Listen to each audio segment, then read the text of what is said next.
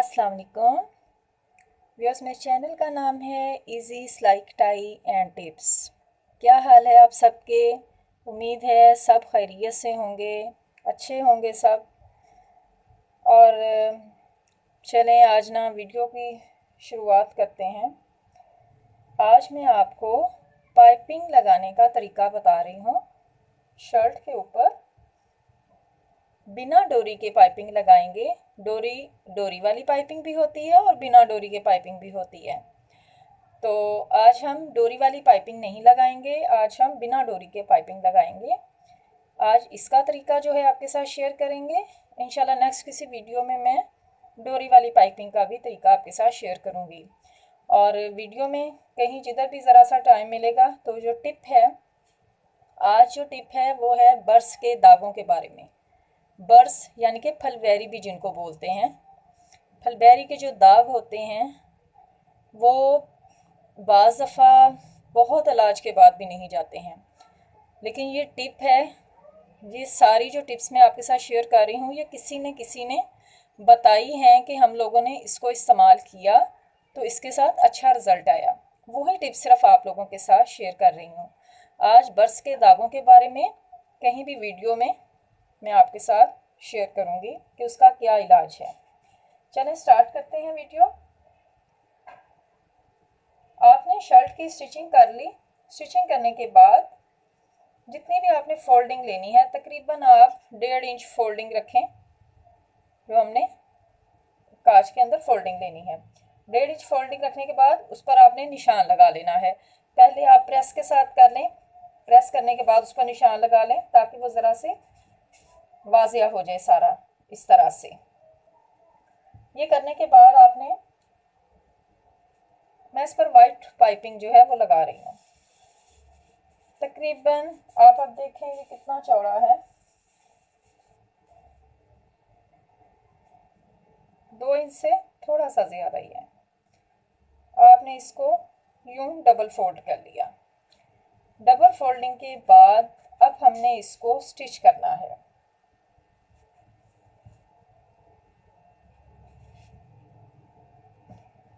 Shirt को उल्टी रखना है।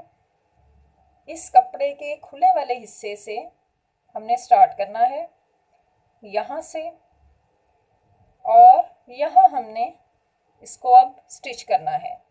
चलिए मैं आपको स्टिच करके दिखाती हूँ। हम इसको अब स्टिच करते हैं।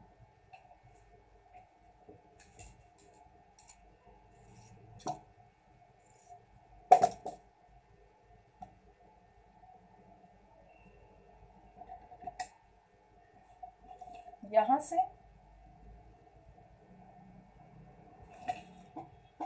बहुत ज़्यादा आपने चौड़ा मार्जिन नहीं लेना है।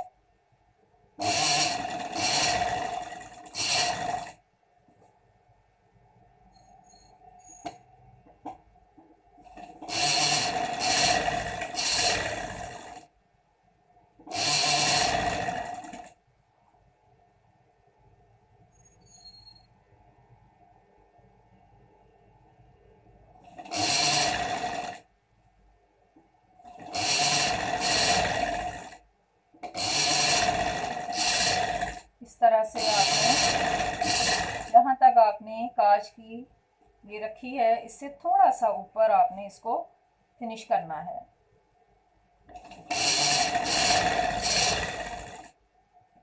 यहाँ, और मैं इसको थोड़ा सा 1 इंच ऊपर काट रही हूँ।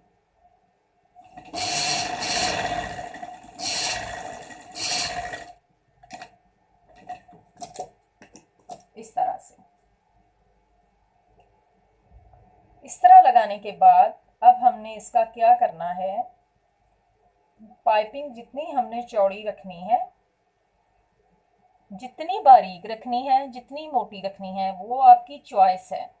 बाज़ को बारीक पसंद है, बाज़ को थोड़ी चौड़ी पसंद है, आपकी अपनी ये जो है वो चॉइस है।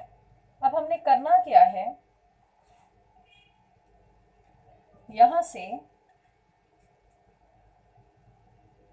जहाँ हमने ये निशान लगाया है, इसकी फोल्डिंग करने के बाद हमने इसको यूं करने के बाद इस निशान तक लाना है, यहाँ तक, इस तरह से।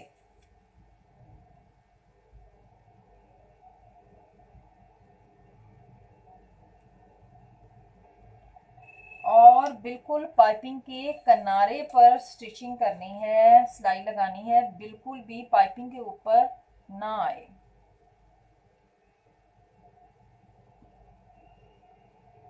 इस तरह से,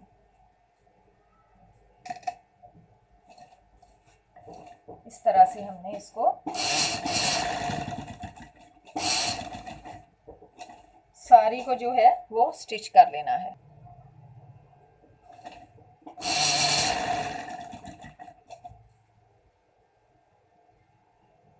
इस तरह से आपने इसको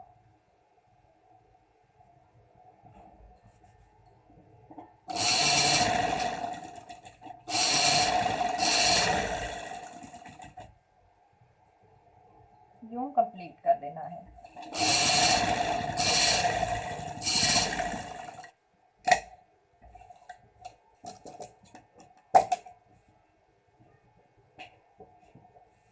ये देखें, ये राइट साइड पे ये तैयार हुआ है। इसको जब हमने अंदर वाली साइड पर टर्न करना है तो ये पाइपिंग देखें कितनी नफीस पाइपिंग है। ये देखें, अब मैं आपको बिल्कुल क्लियरली दिखाती हूँ। दोनों साइडों पर मैंने लगा लिया।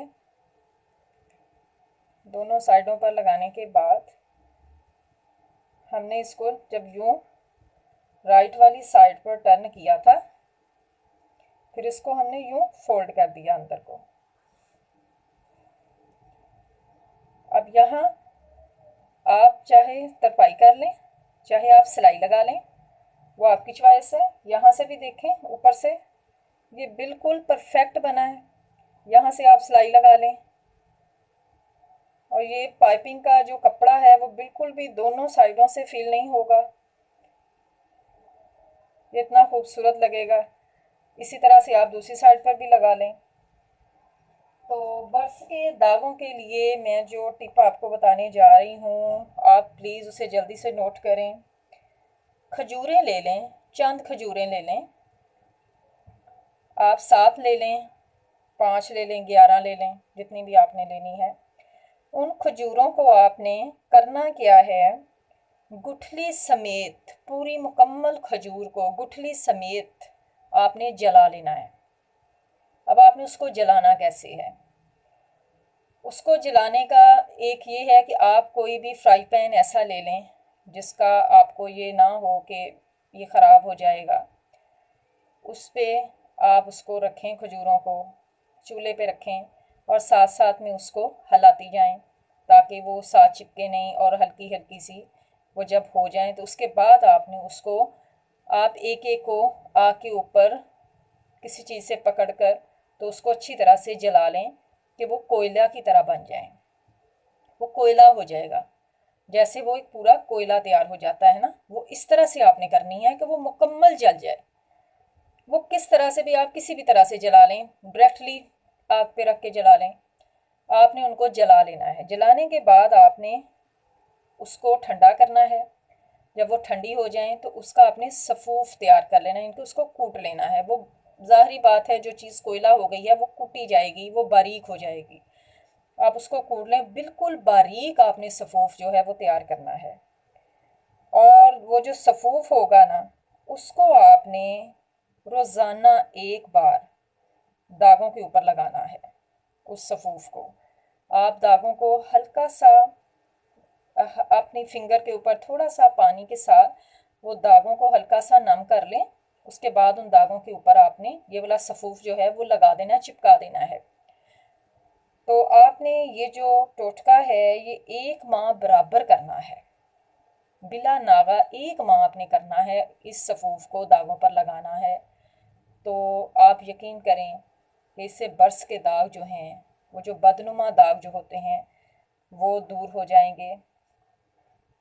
और प्लीज़ अपने कमेंट्स में हमें याद रखा करें। अच्छी या बुरी वीडियो का भी बता दिया करें, कुछ हेल्प भी किया करें कि हम किस टॉपिक पर और वीडियो लेकर आएँ। और प्लीज़ वीडियो को शेयर ज़रूर किया करें अपने फ्रेंड्स के साथ।